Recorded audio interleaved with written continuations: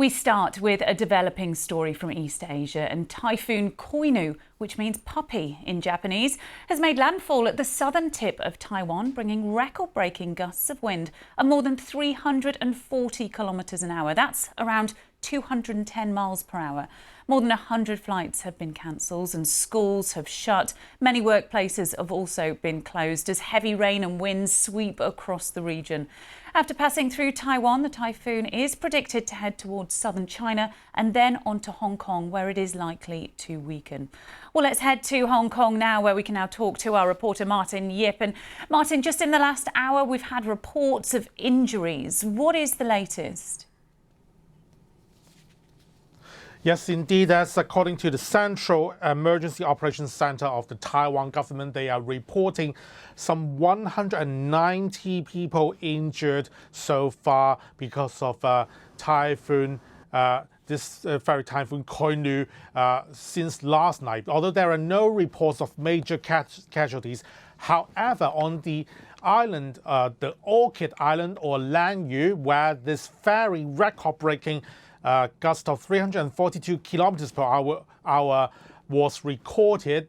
There are now reports saying that 90%, almost all the fishing boats in the fishing harbor on that island have either capsized or sunk, although there are no major casualties. So this is pretty fierce puppy, definitely not a normal puppy. But other than that, all the disruption on Taiwan, because including flight cancellations, trees falling down, as well as billboards flying everywhere.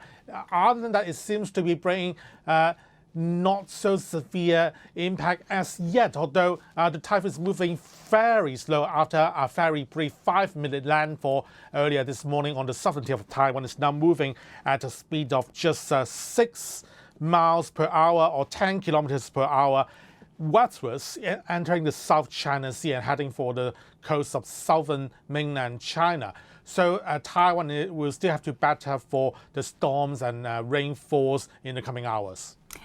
And typhoons are relatively common in that part of the world in typhoon season. Are there many plans in place, protocols in place to make sure people are safe? And what are residents being told to do? There's plenty of protocols across the two sides of the Taiwan Strait. For Taiwan, there are mostly the southern counties and cities have already called for people to stay at home, not to go to work or not to go to school.